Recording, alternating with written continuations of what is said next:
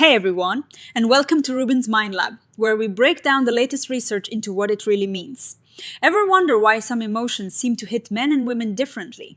And if that is the same everywhere in the world, this new, massive study dives deep into that very question, exploring how our feelings and the differences between genders change as countries develop. Imagine you are trying to understand why people feel the way they do. For years, scientists have noticed that in places like the US and Europe, men and women often report experiencing emotions differently. For example, women might report feeling more empathy or sadness, while men might report feeling more pride or anger. But these studies, mostly done in Western countries, are like looking through a tiny window at the whole world of human emotion. Do these differences hold true everywhere? And if they don't, why not? That is exactly what this research wanted to find out. It is a huge study looking at nearly 20,000 people from 60 different countries. The big idea is to see if these gender differences in emotions actually change depending on the country. And if things like how developed the country is or its culture play a role.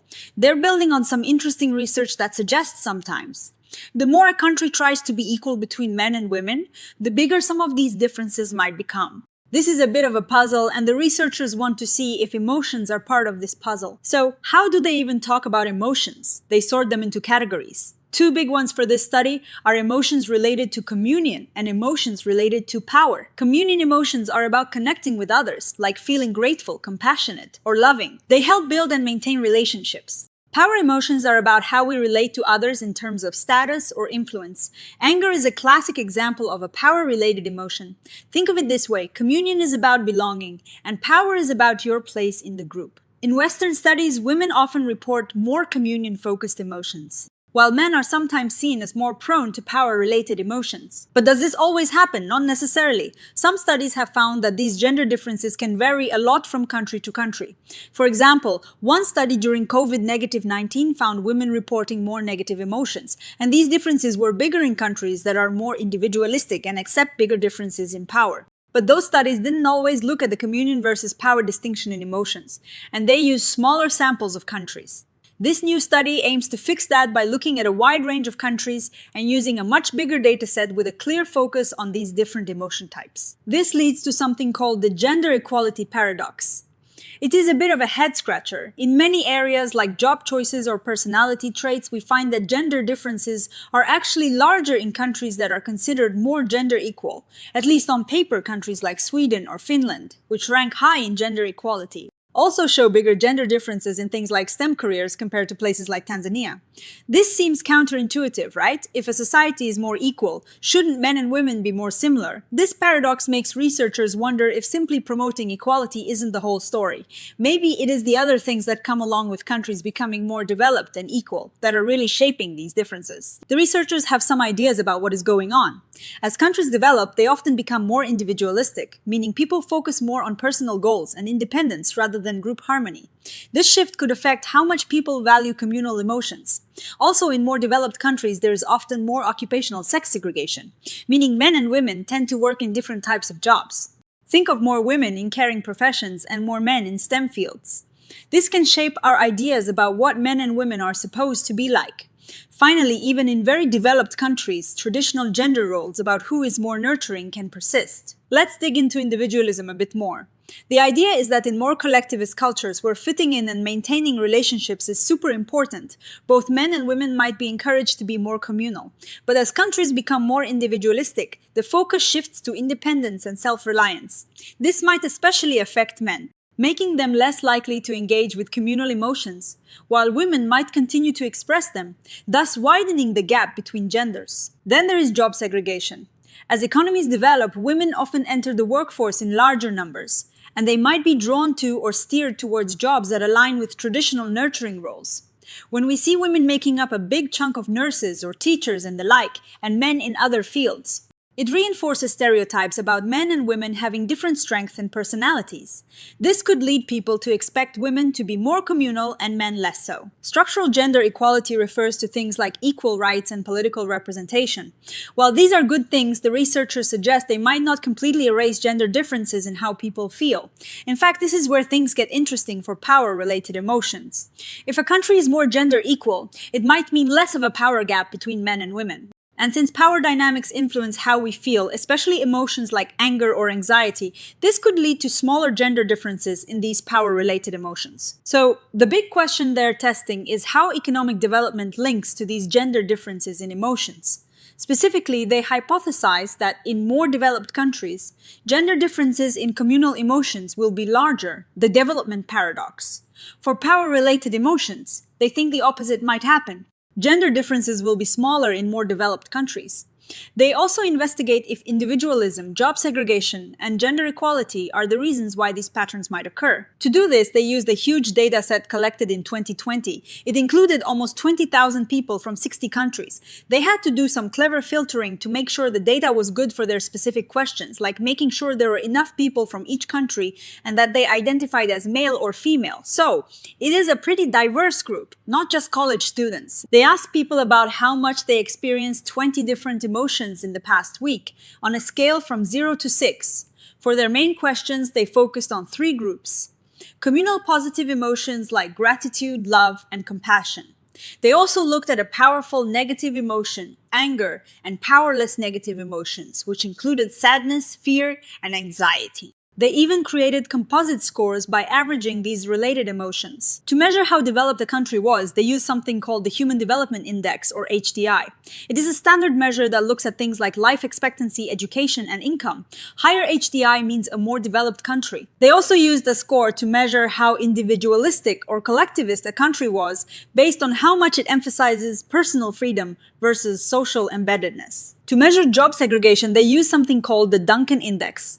This tells us how much men and women are concentrated in different types of jobs, essentially how much movement would be needed to have equal representation across all jobs. And for structural gender equality, they used a score from the Global Gender Gap Index, which looks at political and economic equality for women. First off, the big question, do gender differences in emotions actually vary across countries?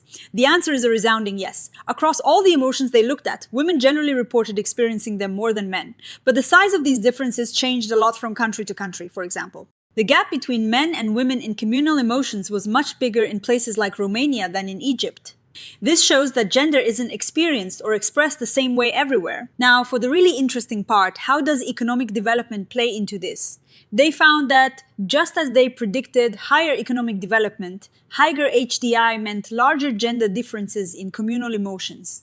This is the development paradox in action for emotions. When they broke it down, it turned out that both men and women tended to report fewer communal emotions in more developed countries. But this decrease was much steeper for men, so men experienced a bigger drop in communal feelings as countries developed, leading to a wider gap. So, what is causing this paradox? Individualism seems to be a big piece of the puzzle. Countries that are more individualistic also showed bigger gender gaps in communal emotions. This strongly supports the idea that in cultures that emphasize independence, men might pull away from communal feelings, while women might maintain them, increasing the difference. But what about job segregation here? The results were a bit of a surprise. They didn't find a strong link between how segregated jobs were by gender and the gender differences in communal emotions. This suggests that the type of jobs men and women do might not be the main driver of these differences in feelings, at least not in this study. Structural gender equality, meaning things like equal rights, also showed a link to larger gender differences in communal emotions, but the effect of economic development remained stronger.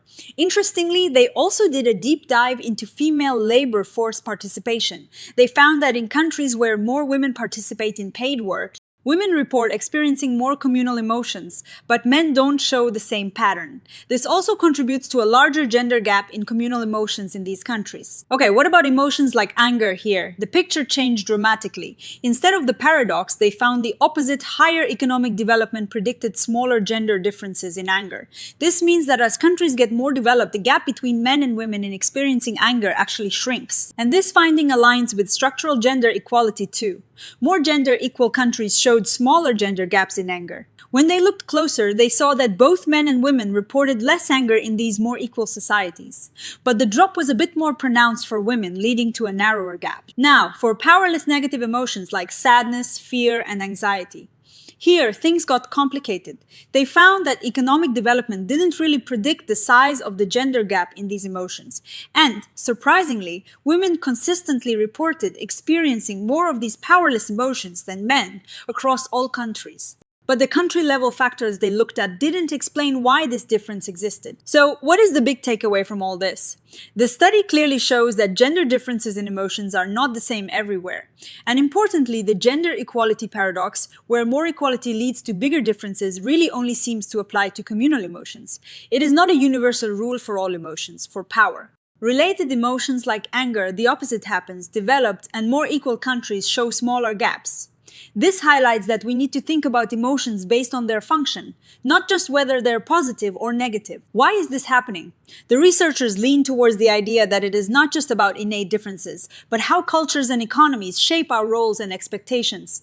In more individualistic societies, men might feel less pressure to express communal feelings, while women's increasing participation in the workforce could be linked to them experiencing more communal emotions. For anger, greater gender equality might mean reduced power imbalances, leading to less anger for everyone, but especially women. One of the more surprising findings was that occupational sex segregation didn't seem to drive these differences in communal emotions.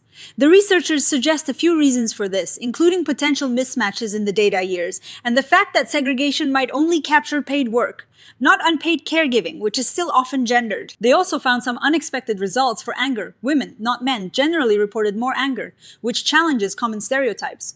They suggest this could be because lower status individuals, and women are often in lower status positions globally, might experience more stressors that lead to anger. Or it could be that anger is experienced more in private or family contexts, which was amplified during the pandemic. And for those powerless emotions like sadness and anxiety, women consistently reported them more. But the reasons for this gender gap remain puzzling, possibly due to reporting biases or persistent, real-world inequalities women face. Now, like any study, this one has its limits. They relied on self-reports, which can be influenced by what people think they should say. Also, they didn't look at whether men and women express emotions differently, which is another important aspect, and the strong connections between economic development, individualism, and gender equality in their data made it hard to pinpoint the exact cause of some effects. Future research could explore negative communal emotions, positive power emotions, and delve deeper into how expressions of emotion differ across cultures. So, to sum it all up, this massive study gives us a really nuanced picture. Gender differences in emotions aren't fixed, they're shaped by where we live, how developed our countries are, and our cultural values. Communal emotions show that paradoxical trend where differences widen in more developed individualistic places, possibly by men stepping back from communal feelings. But power-related emotions like anger show smaller gaps in more developed and gender-equal societies. This research is a powerful reminder that our feelings are deeply intertwined with the world around us. What do you think of these findings? Do they resonate with your own experiences or observations? Let us know in the comments below. If you found this breakdown helpful, please give it a thumbs up and subscribe to Rubin's Mind Lab for more explorations into the fascinating world of psychology. Until next time, stay curious.